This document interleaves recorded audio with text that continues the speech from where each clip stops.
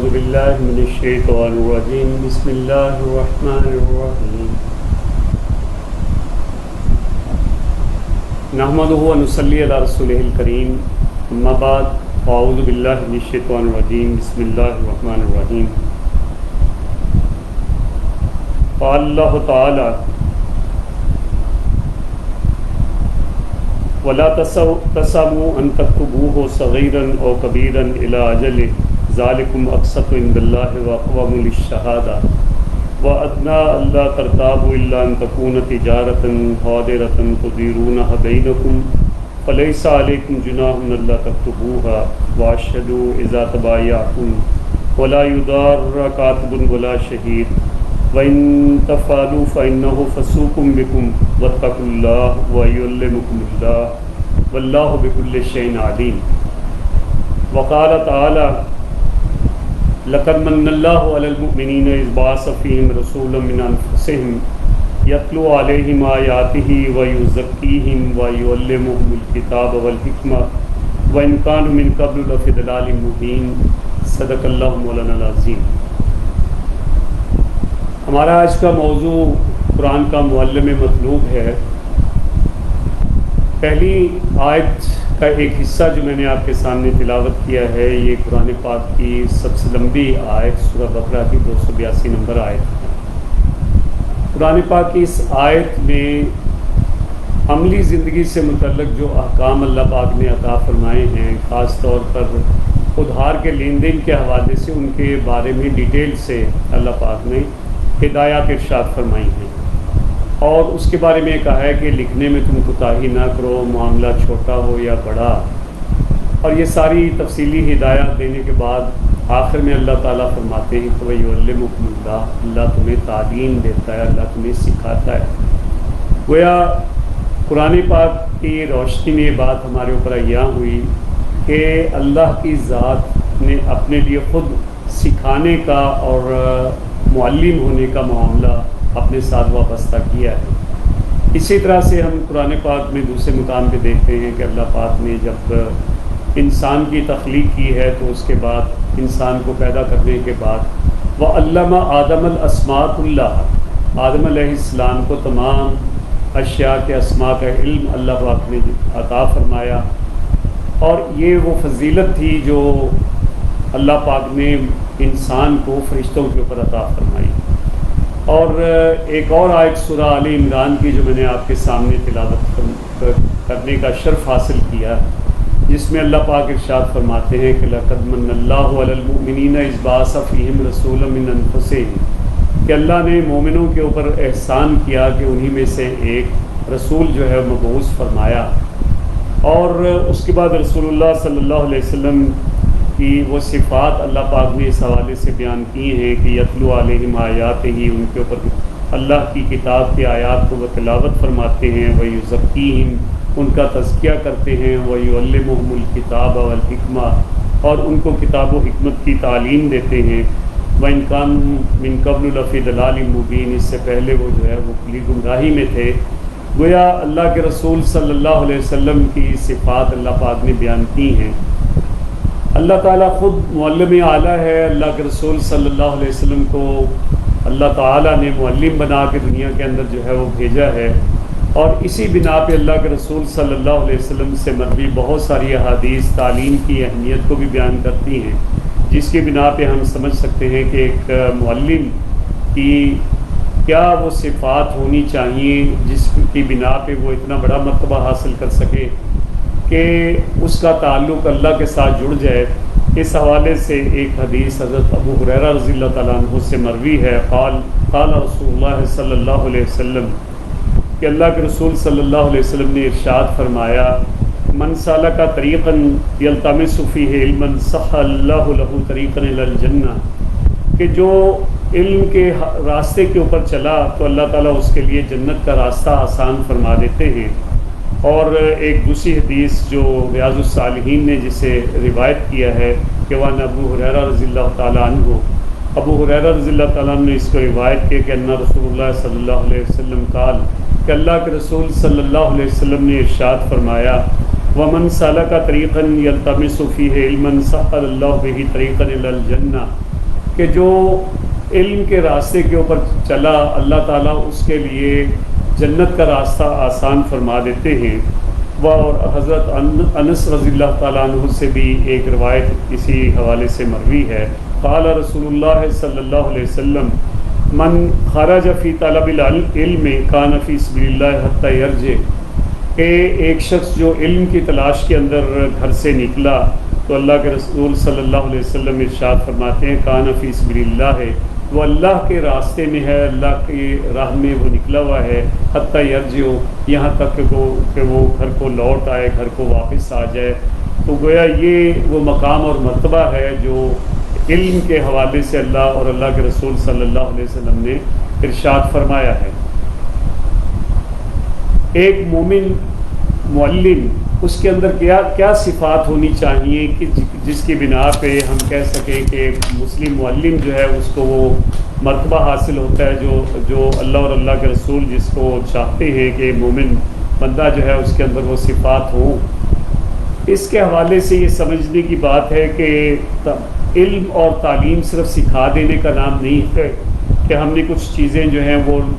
بچوں کو سکھا دیں، طالب علموں کو سکھا دیں اور اس کے نتیجے میں وہ دولت کمانے کے قابل ہو گئے، اور صرف نصابی علم کو بچوں کو رٹا دینا یا ان تک منتقل کر دینا یہ بھی وہ مقصد نہیں ہے۔ اسلامی نظام تعلیم کے اندر، اسلام کے نظام حیات میں تعلیم کا مقصد ایک اعلیٰ کردار پیدا کرنا، ایک کھرا ایسا شخص پیدا کرنا، ایک ایسے شخص کی تعمیر کرنا، اس کی سیرت و کردار کو اس انداز میں ڈھالنا کہ وہ شخص جو ہے وہ کھرے اور کھوٹے کی تمیز کر سکے، نیکی اور بدی کے اندر جو ہے وہ فرق کر سکے اور اس کا احساس اس کے اندر پیدا ہو جائے، وہ اچھائی کو اچھا سمجھنے لگے، برائی کو برا سمجھنے لگے، فرقہ واریت سے بلند ہو جائے اور دین کا جذبہ اس کے اندر پیدا ہو جائے اور انسان وہ صادق الامین جو ہے وہ بن جائے، اس کے اندر احساس ذمہ داری پیدا ہو جائے کہ جس کے نتیجے میں وہ ایک معاشرے کا ایک ایسا فرد بن جائے کہ جو اپنی ذمہ داریوں کو پہچانتا بھی ہو، جانتا بھی ہو، اور اس کے ساتھ ساتھ وہ خالص اللہ کا بندہ بن جائے اور خلیفۃ اللہ فی الارض کی ذمہ داریاں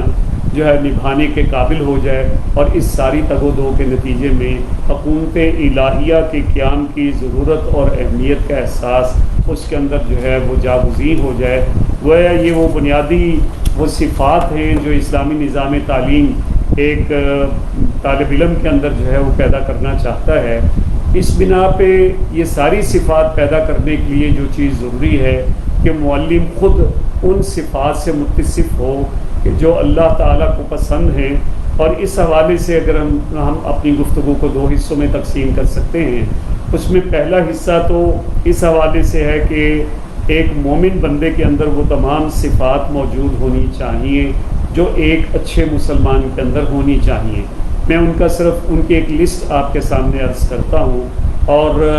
ایک معلم کے حوالے سے جو خصوصی طور پہ صفات ہونی چاہیے ان کے اوپر تھوڑی سی تفصیل سے روشنی ڈالوں گا۔ پہلی بات یہ کہ ایک بندہ مومن جو ہے وہ اس کا ایمان کامل ہو اور اس کے اندر کوئی کھوٹ نہ ہو، کوئی لوس نہ ہو، اور وہ پوری طرح سے ان ایمانیات کے اوپر جو ہے وہ ایمان رکھتا ہو جن کا تقاضا اللہ کے رسول فرماتے ہیں۔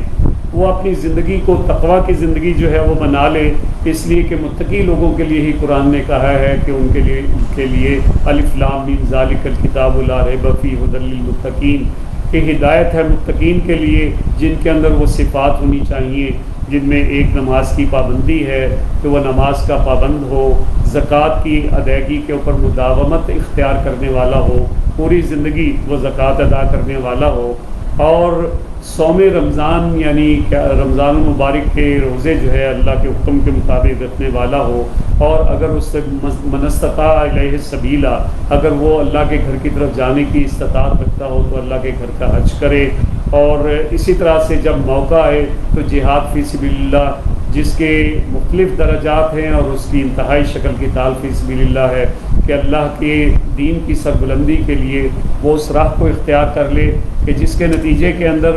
وہ اللہ کے دین کو بالفعل قائم کرنے والا بن جائے۔ اور اس کے ساتھ ساتھ ظاہر ہے کہ یہ راستہ بڑا مشکل راستہ ہے اور اس میں بہت سارے مصائب بھی آتے ہیں، مشکلات بھی آتی ہیں، اس لیے صبر و استقامت کا دامن جو ہے وہ کبھی اپنی زندگی میں اپنے ہاتھ سے نہ چھوڑے، اور اللہ کے حکم کے مطابق حلال و حرام کی پابندی پوری زندگی کے اندر اللہ کے حکم کے مطابق کرتا رہے، اور اس کا علم بھی حاصل کرے، اور جو مال اللہ پاک نے اس کو دیا ہے اس مال میں سے اللہ کی راہ میں خرچ کرے، یعنی انفاق فی سبیل اللہ، اس کو زندگی کے اندر جو ہے اس کی پابندی کرے۔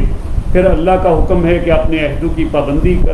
کرو، کہ ان العہد کان مسئولا، کہ جو عہد تم ایک دوسرے کے ساتھ باندھتے ہو ان عہدوں کے بارے میں تم سے سوال کیا جائے گا، ان عہدوں کو اپنی زندگی کے اندر پورا کیا جائے، چاہے وہ انفرادی زندگی میں ہوں یا اجتماعی زندگی میں ہوں، وہ سرکاری طور پہ ہماری ملازمت کا عہد ہو یا انفرادی طور پہ ہم لوگوں کے ساتھ لین دین کے معاملات میں کر رہے ہوں، ان کے اوپر ہم کاربند رہیں۔ اس کے ساتھ ساتھ قرآن پاک ہمیں بار بار اس بات کی طرف توجہ دلاتا ہے، افلا یتدبرون القرآن، کیا تم قرآن پاک میں غور و فکر نہیں کرتے، تدبر نہیں کرتے؟ تو اس تدبر کو اختیار کرنا یہ اس کے ساتھ ساتھ ایک بندہ مومن کے لیے لازم ہے۔ پھر اتباع رسول کے بغیر ایک بندہ مومن نہیں ہو سکتا، تو اپنی پوری زندگی کو اللہ کے رسول صلی اللہ علیہ وسلم کے اتباع میں گزارنا، کہ اس کے نتیجے میں اللہ کی رضا بھی حاصل ہوتی ہے، اس کی مغفرت کے بھی ہم حقدار بن جاتے ہیں۔ اس لیے اس اتباع رسول کو اختیار کرنا۔ پھر زندگی میں عملی طور پہ انسان کو بہت ساری نفسیاتی کیفیات سے گزرنا پڑتا ہے، اور انسان کو غصہ بھی آتا ہے اور خوشی بھی حاصل ہوتی ہے۔ خوشی میں انسان اپنی حدود سے نہ نکل جائے، اور غصے میں وہ جو ہے پھر اپنی حدود کو پامال نہ کرے، بلکہ اپنے غصے کے اوپر قابو پانے والا ہو۔ یہ بندہ مومن کی ایک اور صفت ہے۔ پھر یہ کہ ایک بندہ مومن عدل و انصاف کے اوپر عمل پیرا ہونے والا ہو، کہ پوری زندگی کے اندر جس لیول کے اوپر، چاہے وہ انفرادی زندگی ہو، ذاتی زندگی ہو، وہ خاندانی زندگی ہو، وہ اجتماعی زندگی ہو، وہ سرکاری اداروں کے اندر رہتے ہوئے زندگی گزارنے کا معاملہ ہو، وہ جج کی کرسی ہو، وہ صدر یا وزیر اعظم کا منصب ہو، جس سطح پہ بھی وہ موجود ہے، وہ عدل و انصاف کا دامن اپنے ہاتھ سے نہ چھوڑے۔ وہ اسکول میں بچوں کے درمیان جب پیپر مارکنگ کر رہا ہے تو اس کا معاملہ کر رہا ہو، یا بچوں کے درمیان ان کی تربیت کا معاملہ ہو، اس موقع کے اوپر اس کے معاملات ہوں، تو گویا عدل و انصاف جو ہے اس کا دامن اسے کسی لیول کے اوپر جو ہے وہ نہیں چھوڑنا چاہیے۔ پھر اللہ کا حکم ہے کہ وَتَعَاوَنُوا عَلَى الْبِرِّ وَالتَّقْوَىٰ وَلَا تَعَاوَنُوا عَلَى الْإِثْمِ وَالْعُدْوَانِ، کہ نیکی کے کاموں میں اور بر کے کاموں میں آپس میں ایک دوسرے کے ساتھ تعاون کرو، اس تعاون باہمی کو زندگی کے اندر اختیار کرے، اور ان چیزوں میں تعاون نہ کرے جو اللہ کو ناراض کرنے والی ہیں، اللہ کے حکموں کے خلاف ہیں۔ پھر اسی طرح سے وَأَصْلِحُوا بَيْنَ أَخَوَيْكُمْ، جہاں بھی وہ معاملہ بھائیوں کے درمیان، دوستوں کے درمیان لڑائی جھگڑے کا ہے، تو ایک بندہ مومن جو ہے وہ صلح جوئی کرنے والا، ان کے درمیان صلح کروانے والا ہو، اور لڑائیوں کو ختم کرنے والا ہو، اور اس کی پوری زندگی اس کے ساتھ ساتھ شکر و سپاس کی زندگی ہو، کہ پوری زندگی جو ہے بندہ اللہ کا شکر ادا کرتا رہے، اس لیے کہ اللہ کا فرمان مبارک ہے لَإِن شَكَرْتُمْ لَأَزِيدَنَّكُمْ، لیکن اگر تم شکر کرو گے تو میں تمہیں اور دوں گا، یہ اللہ کا وعدہ ہے۔ اور اس لیے حضرت سلیمان علیہ السلام نے اللہ پاک سے دعا کی تھی کہ رب اعوذنی ان اشکر نعمتک التی انعمت علی وعلی والدی وان اعمل صالحا ترضاہ وادخلنی برحمتک فی عبادک الصالحین۔ ایک نبی اپنے اللہ سے دعا مانگ رہا ہے کہ اللہ مجھے ساری زندگی اپنا شکر گزار بندہ بن کے رہنے کی توفیق عطا فرما، گویا اس کو زندگی میں اختیار کرنا۔ پھر شرم و حیا ایک بندہ مومن کا جو ہے وہ زیور ہے، چاہے وہ مرد ہو یا عورت، اور اس شرم و حیا کو زندگی کے اندر اختیار کیے رکھنا۔ پھر آج کل ہم رمضان مبارک کے ماہ مبارک میں موجود ہیں، اور اس ماہ مبارک میں خاص طور پہ اور پوری عملی زندگی کے اندر ہمیں اپنے رب کے سامنے آہوزاری تضرع جو ہے وہ اس کو اختیار کرنا ہے، رجوع الی اللہ جو ہے اس کو زندگی کے اندر اختیار کرنا ہے، اس لیے کہ اپنے رب کو راضی کریں گے، اپنے رب کے ساتھ اپنا تعلق جوڑیں گے، تو اس کے نتیجے میں رب کی رضا بھی ہمیں حاصل ہوگی، اور اس کی جنت جس کے لیے ہم جو ہے وہ ہمیشہ خواہش کرتے ہیں، جس کے لیے ہم اپنے رب سے دعا کرتے ہیں، اور جس کا وعدہ اللہ پاک نے کیا ہے فَمَنْ زُحْزِحَ عَنِ النَّارِ وَأُدْخِلَ الْجَنَّةَ فَقَدْ فَازَ، جو آگ سے بچا لیا گیا اور جنت میں داخل کر دیا گیا بس وہ کامیاب ہو گیا۔ تو اس کامیابی کے معیار کو حاصل کرنے کے لیے، اور یہ کہ ربنا آتنا فی الدنیا حسنہ وفی الآخرۃ حسنۃ وقنا عذاب النار، دنیا میں بھی حسنہ کے حصول اور آخرت میں بھی حسنہ کا حصول، یعنی کامیابی کا یہ وہ معیار ہے جو اللہ نے ہمیں عطا فرمایا ہے، یہ وہ کسوٹی ہے، یہ وہ معیار ہے، یہ وہ بینچ مارک ہے جس کو ہم نے حاصل کرنا ہے۔ وہ اس کو حاصل کرنے کے لیے اور اس کے لیے مسلسل اپنے رب کے سامنے جھکے رہنا، اس سے سامنے آہوزاری کرنا، اس سے دعائیں کرتے رہنا، یہ بندہ مومن کی زندگی میں وہ چند ایک صفات کا میں نے تذکرہ کیا ہے جو ہر ایک مسلمان کے اندر ہونی چاہیے، اور اس کے لیے اسے پوری زندگی جو ہے اس کے اوپر مداومت اختیار کرنی چاہیے۔ اب میں اس کے ساتھ ساتھ قرآن کے معلم مطلوب کے حوالے سے وہ صفات جو خاص طور پہ ہمیں ایک معلم کے اندر درکار ہیں، ایک بندہ مومن جو تعلیم دینے کا کام کر رہا ہے اور اس نے مشن بنایا ہے، اس کے اندر جو صفات ہونی چاہیے، ان میں سب سے پہلی صفت جو ہے وہ قرآن پاک کے ساتھ اس کا تعلق ہے۔ اور آج ہم رمضان المبارک میں ہیں، شہر رمضان الذی انزل فیہ القرآن، یہ وہ ماہ مبارک ہے کہ جس کے اندر قرآن نازل ہوا، اور اس قرآن کے ساتھ ہمارا رشتہ جو ہے وہ ایسا ہونا چاہیے کہ ہم قرآن کو سرچشمہ علوم جو ہے وہ مانیں اور ہر معاملے میں قرآن پاک سے رہنمائی حاصل کریں۔ اگر ہم اس کو اختیار کریں گے تو یہ وہ سیدھی راہ ہمیں بتائے گا کہ ایک معلم جو ہے اپنی معلمانہ زندگی میں کس طرح سے بچوں کی تربیت بھی کر سکتا ہے، ان کو تعلیم کے زیور سے آراستہ اور بھی کر سکتا ہے۔ تو گویا اس کے لیے قرآن پاک کے ساتھ ہمارا تعلق یہ سب سے اہم ہے،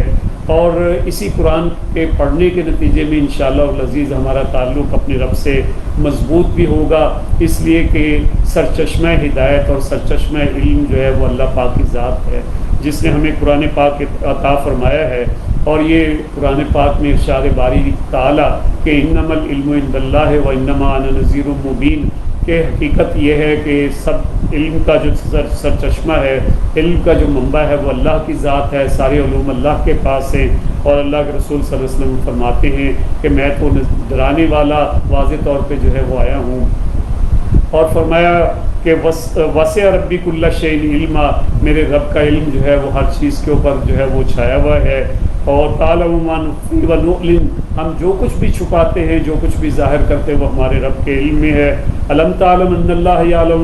ما فی السماوات والارض، کیا تم جانتے نہیں ہو کہ جو کچھ آسمانوں میں ہے اور جو کچھ زمین میں ہے وہ سب تیرے رب کے علم میں ہے۔ اور علم الانسان ما لم یعلم، اور اللہ پاک نے انسان کو سکھایا جو وہ نہ جانتا تھا۔ گویا تمام علوم جو ہے وہ اللہ کے پاس ہیں اور اسی سے ہم نے سیکھنے ہیں۔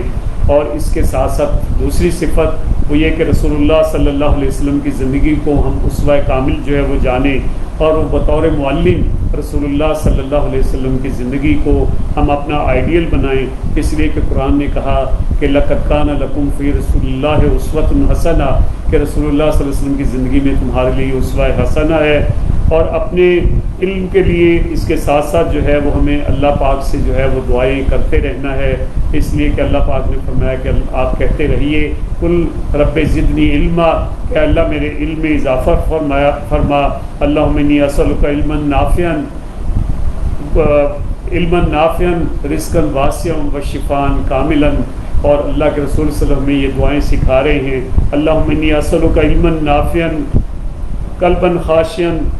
لسانا ذاکرا، یہ ہمیں دعا جو ہے وہ سکھائی گئی جب ہم آب زمزم پی رہے ہوں، اس موقع پہ بھی علم جو ہے اس کو ہمارے پیش نظر رکھنے کی جو ہے وہ صحیح ہونی چاہیے، کہ اس لیے کہ اللہ کے رسول صلی اللہ علیہ وسلم نے ہمیں دعا سکھائی ہے، اللہم انی اسألک علما نافعا رزقا واسعا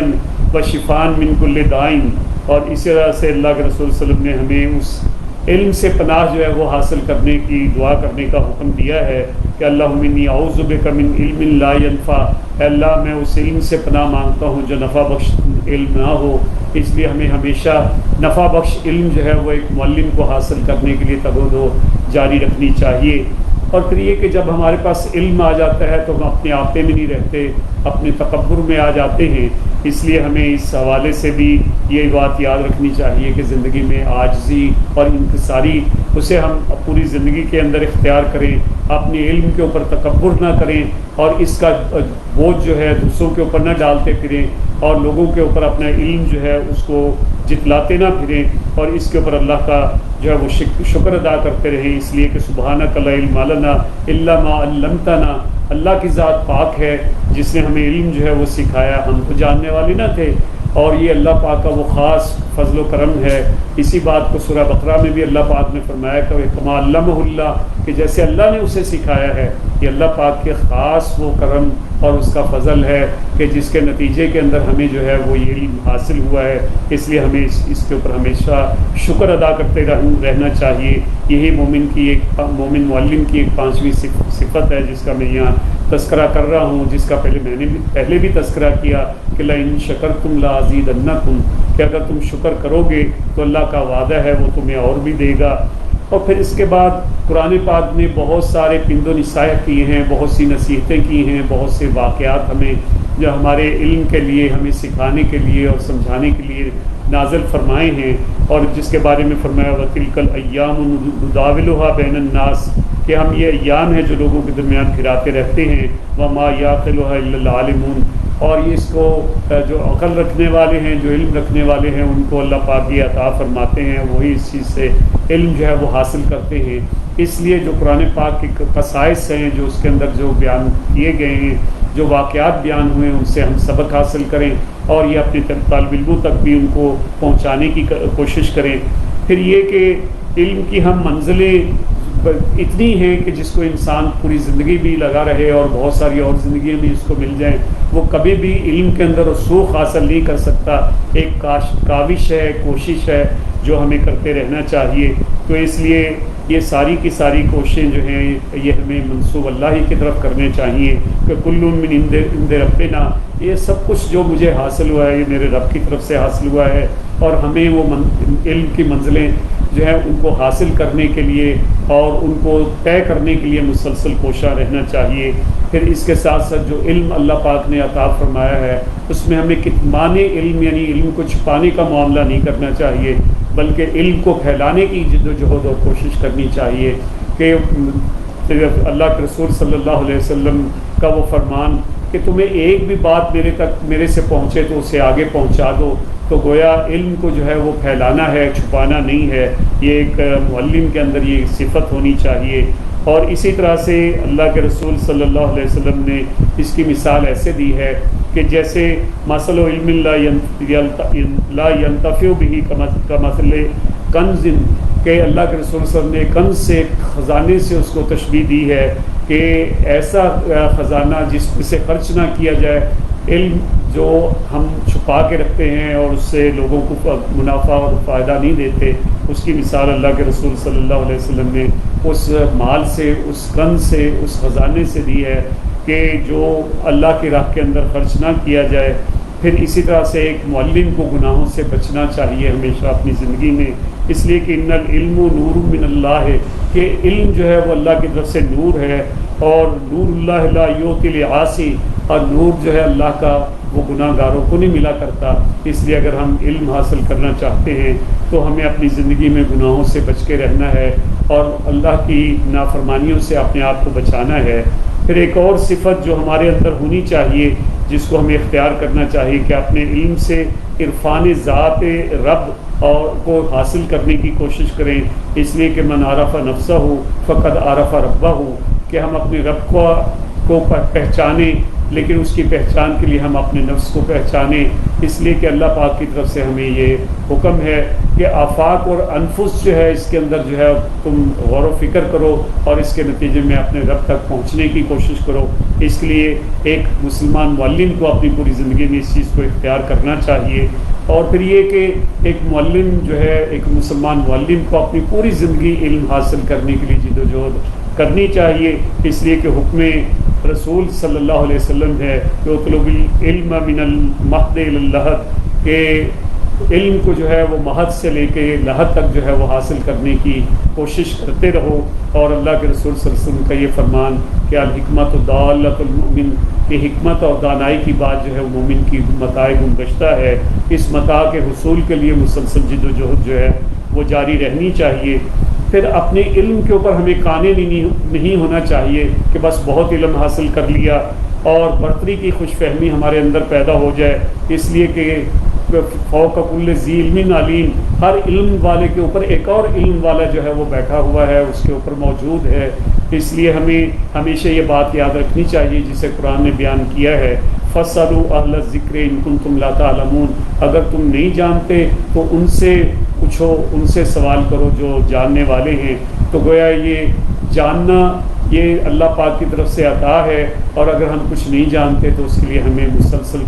کوشاں رہنا چاہیے اور اہل علم سے استفادہ کرتے رہنے چاہیے۔ پھر اسی طرح سے اللہ کا حکم کہ اپنی زندگی کے اندر جو کچھ تم نے علم حاصل کیا ہے اس کے مطابق اپنے قول و فعل کے اندر تضاد پیدا نہ ہونے دو، اور قول و فعل کو یکساں رکھو۔ اس لیے کہ لما تقولون ما لا تفعلون کبر مقتا عند اللہ ان تقولوا ما لا تفعلون، تو وہ بات کیوں کہتے ہو جو کرتے نہیں ہو؟ اس لیے کہ اللہ کے نزدیک کو یہ بہت بری بات ہے کہ تم کہو کچھ اور کرو کچھ۔ تو گویا یہ معلم کے اندر یہ صفت ہونی چاہیے، اس کے قول و فعل کے اندر تضاد نہیں ہونا چاہیے۔ اگر ایک معلم کے قول و فعل میں تضاد ہوگا تو وہ کبھی بھی نوخیز نسلوں کی تربیت نہیں کر سکے گا، وہ بچوں کے اندر وہ تربیت نہیں پیدا کر سکے گا کہ جس کے نتیجے میں وہ سچے بچے بنے، وہ معاشرے کا اچھا فرد بن سکے۔ اس لیے کہ بچے کے لیے جو اس کے سامنے نمونہ ہوتا ہے وہ اس کا استاد ہوتا ہے۔ اس لیے ہمیں اپنی زندگی کے اندر جو ہے اس چیز کو اختیار کرنا چاہیے، اور اپنے علم کو محض کتاب اور تک محدود نہیں رکھنا چاہیے، ورنہ ہماری کیفیت وہ ہوگی کمثل الحمار یحمل اسفارا، کہ ہم نے ایک بوجھ اٹھایا ہوا ہے جیسے گدھے نے بوجھ اٹھایا ہوا ہے۔ یہ کیفیت ہماری نہ ہو، بلکہ ہم اپنے علم کو علم نافع بنا دیں اور اپنے علم کے اندر اضافہ کرتے رہیں۔ پھر معلمانہ وقار جو ہے ہماری زندگی میں ہماری شخصیت کا حصہ بن جائے۔ ایک معلم جو ہے وہ باوقار شخصیت کا حامل ہو، اور جس کو قرآن پاک نے کچھ یوں بیان کیا، ایک عام فرد کے لیے بھی اور خاص طور پہ معلم کے لیے بھی، وَيَمْشُونَ عَلَى الْأَرْضِ هَوْنًا، کہ زمین کے اوپر نرم چال چلتے ہیں، وَإِذَا خَاطَبَهُمُ الْجَاهِلُونَ قَالُوا سَلَامًا، جب جاہلوں سے ان کا واسطہ پڑتا ہے تو ان کو سلام کر کے آگے گزر جاتے ہیں۔ وَالَّذِينَ عَنِ اللَّغْوِ مُعْرِضُونَ، جو لغو باتوں سے اپنے آپ کو بچاتے ہیں، وَإِذَا مَرُّوا بِاللَّغْوِ مَرُّوا كِرَامًا، اور جب لغو باتوں کے اوپر ان کا گزر ہوتا ہے تو وہ اس کے اوپر شریف آدمیوں کی طرح جو ہے وہ گزر جاتے ہیں۔ پھر اسی طرح سے ایک معلم کا اپنے متعلمین کے ساتھ جو تعلق ہونا چاہیے بہت ہی پرخلوص اور خلوص کے اوپر مبنی ہونا چاہیے۔ اللہ تعالیٰ نے اس کی مثال حضرت لقمان کی مثال سے دی ہے، وَإِذْ قَالَ لُقْمَانُ لِابْنِهِ وَهُوَ يَعِظُهُ، کہ جب لقمان علیہ السلام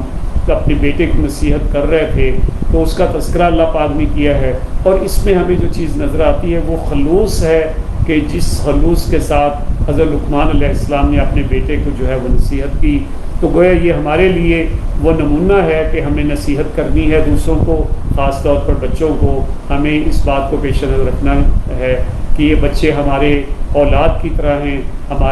ہم ان کے باپ ہیں، جیسا کہ اللہ کے رسول صلی اللہ علیہ وسلم نے کہ حدیث کے مطابق تیرے 3 باپ ہیں، ایک وہ جس کے گھر تو نے جنم لیا، ایک وہ جس نے تجھے بیٹی دی، اور ایک وہ جس نے تجھے علم سکھایا۔ تو گویا یہ علم سکھانے والی ذات جو ہے یہ اس کا درجہ بھی باپ کا درجہ ہے، اور اس کو اپنے طلبہ کے ساتھ بہت بڑا پرخلوص ہونا چاہیے۔ پھر اس کے بعد اللہ کے رسول صلی اللہ علیہ وسلم کے طریقے کے مطابق ہمیں تعلیم دینی ہے، اور اللہ کے رسول صلی اللہ علیہ وسلم کا طریقہ کیا تھا؟ یہ جو آیت میں نے سورہ آل عمران کی تلاوت کی تھی اس میں بھی بیان کیا گیا، اور حضرت ابراہیم علیہ السلام کی دعا جسے ہم دعائے خلیل کے نام سے جانتے ہیں، اس میں بھی اس کا طریقے کو بیان کیا گیا ہے، جس میں پہلی تلاوت آیات ہے، یعنی وہ نصاب ہے جو ہمیں دیا گیا ہے، جو ہم نے بچوں کے ذہنوں کے اندر اتارنا ہے، ان کو سکھانا ہے۔ اور دوسرا جو ہے وہ تعلیمی کتاب و حکمت ہے، یعنی بچوں کے اندر، اپنے طلباء کے اندر، طالبات کے اندر دانش اور اخلاق اس کو پیدا کرنا ہے۔ اور تیسرا جو ہے وہ تزکیہ نفوس ہے، اس سے مراد وہ عملی تربیت ہے جو زندگی میں کام آنے والی ہے۔ گویا نصاب اور اس کے ساتھ دانش اور حکمت کی باتیں اور اخلاقی اقدار کو بچوں کے اندر سمونا، اور تیسری چیز جو ہے وہ عملی تربیت کو زندگی میں اختیار کرنا، گویا یہ معلم کے لیے لازم ہے۔ پھر ایک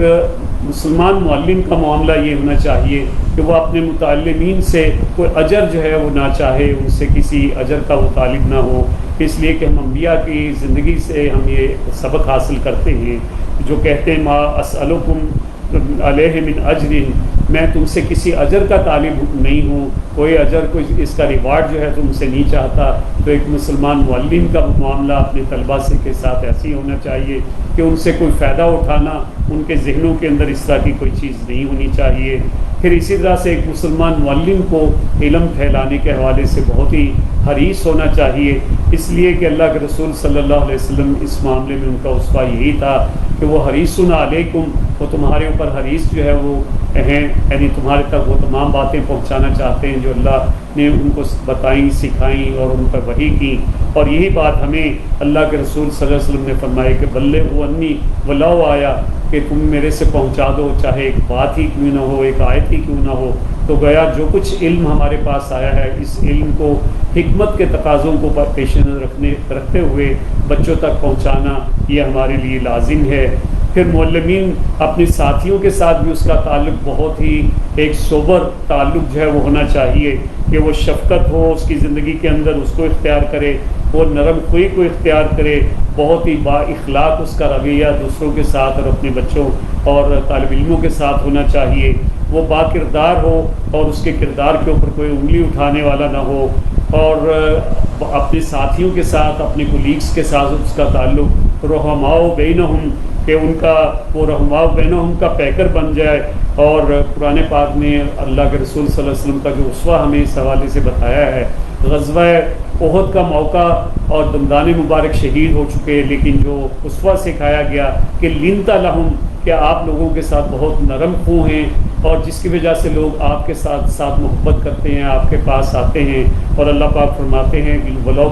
كُنْتَ فَظًّا غَلِيظَ الْقَلْبِ، اگر آپ تنگ دل اور سخت دل ہوتے تو لوگ آپ سے جو ہے وہ چھٹ چکے ہوتے، لَنْفَضُّوا مِنْ حَوْلِكَ، کب سے آپ سے جو ہے وہ دور ہو چکے ہوتے، لیکن آپ کا یہ نرم رویہ ہے جس کی وجہ سے لوگ آپ سے قریب ہیں۔ گویا یہ قربتیں حاصل کرنے کا ذریعہ کیا ہے کہ ہم لوگوں کے ساتھ نرمی کا رویہ اختیار کریں۔ پھر ایک مسلمان معلم اپنے نصاب پڑھاتے ہوئے، اپنی بچوں کی تربیت کرتے ہوئے وہ امر بالمعروف اور نہی عن المنکر کا فریضہ جو ہے مسلسل اس کو جو ہے وہ انجام دیتا رہے، اس لیے کہ یامرہم بالمعروف ینہاہم عن المنکر، کہ وہ امر بالمعروف کرتے ہیں، اس کا حکم دیتے ہیں، اور منکرات سے لوگوں کو جو ہے وہ منع کرتے ہیں۔ وہ یحل علیہم الطیبات، کہ ان کے اوپر جو طیبات، جو پاکیزہ چیزیں ہیں ان کو حلال کرتے ہیں۔ وَيُحَرِّمُ عَلَيْهِمُ الْخَبَائِثَ، یہ اللہ کے رسول صلی اللہ علیہ وسلم کا اسوہ ہمیں بتایا گیا ہے کہ خبیث چیزیں، لوگوں کے اوپر بری چیزیں جو ہیں ان کو حرام کرتے ہیں۔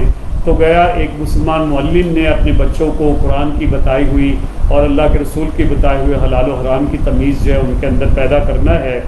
پھر اسی طرح سے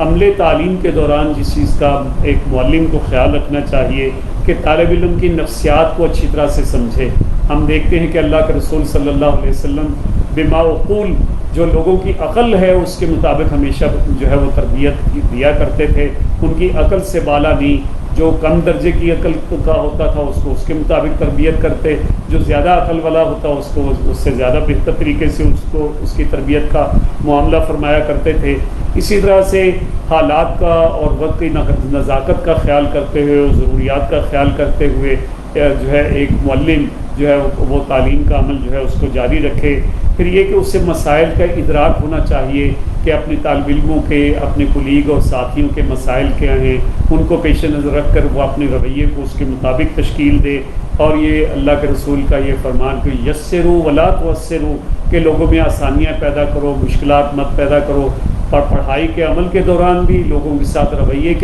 کے دوران بھی۔ تو گویا ہمارا رویہ، ہمارا عمل جو ہے ایسا ہی ہونا چاہیے۔ پھر ہمیشہ اپنے معلمین کے ساتھ، متعلمین کے ساتھ جو ہے ہمیں خیر خواہی کا معاملہ کرنا ہے اور اچھا معاملہ کرنا ہے۔ پھر اسی طرح سے بعض اوقات ہمارے متعلمین یا ہمارے ساتھی جو ہیں وہ مالی مشکلات کا شکار ہوتے ہیں، ہمیں ان کے حالات سے آگاہی بھی رہنی چاہیے، ان کے مسائل کو حل کرنے کے لیے ہمیں معاون بھی ثابت ہونا چاہیے، اور یہ ہمارا رویہ ہمیشہ زندگی کے اندر ہمیں اسے اختیار کرنا ہے۔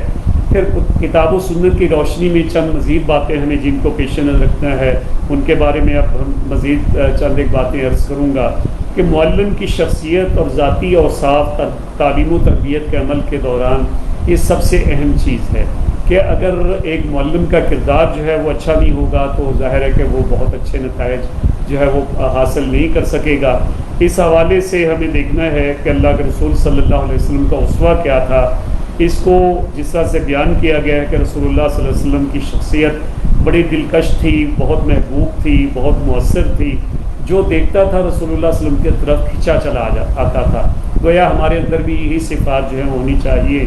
اس لیے کہ فبما رحمت من اللہ لنت لہم، کہ یہ جو ابھی میں نے چند لمحات پہلے قرآن پاک کی یہ آیت جو ہے وہ تلاوت کی تھی، سورہ آل عمران کی 159 نمبر آیت، کہ جس کے اندر اللہ پاک نے فرمایا کہ آپ لوگوں کے لیے نرم خو ہیں، جن کی بنا پہ لوگ جو ہیں آپ کے ساتھ جو ہیں وہ ان کا تعلق ہے۔ اگر آپ سخت اور تنگ دل ہوتے تو آپ کے سے کب سے لوگ جو ہے چھپ چھپے ہوتے۔